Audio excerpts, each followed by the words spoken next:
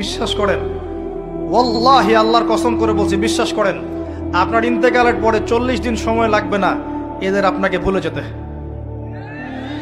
ওয়াল্লাহি আল্লাহর কসম করে বলছি, এই মানুষগুলোর কেউই আপনার প্রকৃত অর্থে আপন নন। আপনার অবস্থানকে তারা ভালোবাসে, আপনাকে তারা ভালোবাসে না। আপনাকে শুধু আপনার রব আল্লাহ ভালোবাসেন।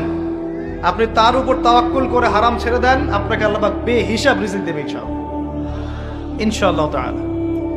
মানুষ মানুষের অবস্থানকে মূল্যায়ন করে, আপনার পরে তার আপনাকে মনে রাখবে না।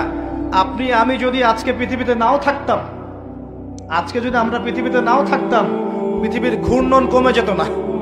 পৃথিবী ঘুরতই, রাত হতো, দিন আসতোই, আমাদের স্ত্রী সন্তানরা বেঁচে থাকতো, মা বোনরা বেঁচে থাকতো, সবাই যার যার জায়গায় ঠিকই থাকতো, আমরাই থাকতাম।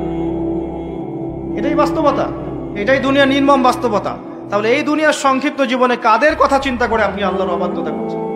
কাদের কথা চিন্তা করেন? স্ত্রী সন্তান পরিবার পরিজন ছেড়ে দেন, আল্লাহর ওয়াস্তে হারাম ছেড়ে দেন, হালালে চলে আসেন। আমরা ইসলাম নিয়ে অনেক বড় বড় কথা বলি, কিন্তু সবচেয়ে বড় কথাটা হচ্ছে এই আয়াতটা যেটা আমি তেলাওয়াত করতে যাচ্ছি। ইয়া আইয়ুহাল্লাযীনা আমানু, হে মুমিনগণ, আলাইকুম আনফুসাকুম, তোমরা নিজেরা আগে নিজেদের নফসটাকে ঠিক করো। নিজেরা ভালো হও, পরের দিকে আঙ্গুল পরে উঠাও। নিজেরা ঠিক হও, নিজে আগে জ্ঞান অর্জন করি, নিজে আগে আমল করি, নিজে আগে হালাল খাই, নিজে পরিবার ঠিক করি, নিজে আমি দ্বীন ইসলামের জন্য ক্ষুদ্র পরিসরে কিছু করার চেষ্টা করি, অন্যের ভুলের দিকে আঙ্গুল পরে উঠাই।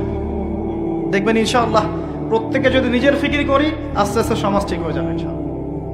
নিজে ঠিক না হলে কিচ্ছু ঠিক হবে না। আর নিজে ঠিক না হয়ে মানুষকে ঠিক করতে যাওয়া ঠিক নয়। একটা বাতি যখন জ্বলবে, একটা বাতি থেকে আরো অনেক বাতি জ্বলবে ইনশাআল্লাহ।